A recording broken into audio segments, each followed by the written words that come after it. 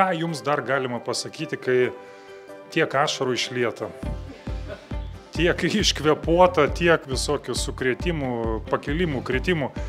Nes tas vidinis darbas, tos praktikos, tas darbas grupėse, tie patyriminiai mokymai, tos individualios užduotis ir visa tai, kas vienaip ar kitaip yra susiję su tuo, ką jūs čia darote, jau pastebėjot. Keičia jūsų gebėjimą reaguoti tai, kas vyksta gyvenime.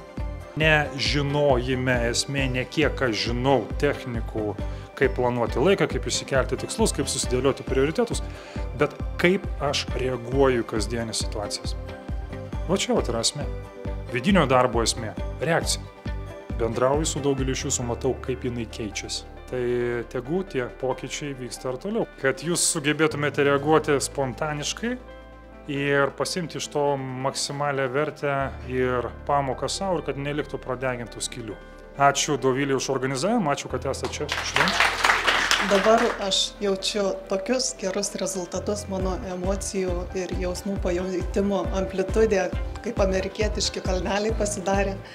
Ir mano veidą dažnai papuošia ašaros, jaudulio, liūdesio, bet aš jų nebebijau ir aš jas rodau.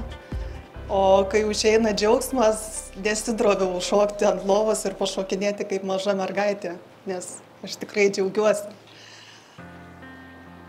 Nuo to lūžio taško galiu pasakyti, kad padariau daug daugiau klaidų, negu būčiau padarius prieš tai.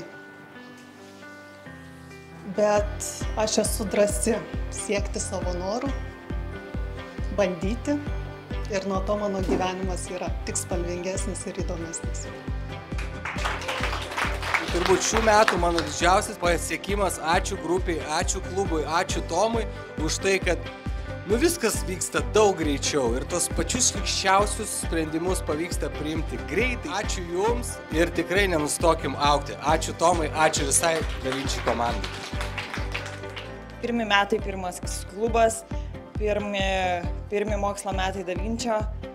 Tai aš taip nusiroviau, ta prasme, kad aplinkui nieks nieko nebesuprant, visi žiūri, galvojama, aš protas įkrauščiau, kas čia daras. Bet ką pajutau, tai pajutau tokį didžiulį energijos pliūpsnį, laimės, džiaugsmo, apie energiją ir apie ašaras ar ten kažkokias emocijas, tai aš patyliu ten iš vis kalneliai, bet kur ir bet kada galiu apsiverkti ir tai yra nuostabu, dėl to, kad esu žmogus. Prieš tai buvau nelabai žmogus, nes to daryti negalėjo, to, ta prasme, neįmanoma. Patys svarbiausi žingsniai jau 2 metus. Apie toksinius santykius. Tai yra be galo sudėtingas procesas. 14 metų aš iš tikrųjų jaučiausi kaip mažas vaikas. Tai ačiū visiems, kurie buvo čia klube, ačiū Tomui, ačiū iš vis, kad, ta prasme, tai darot, aš jau ne kartą sakiau, kad tai yra nerealu.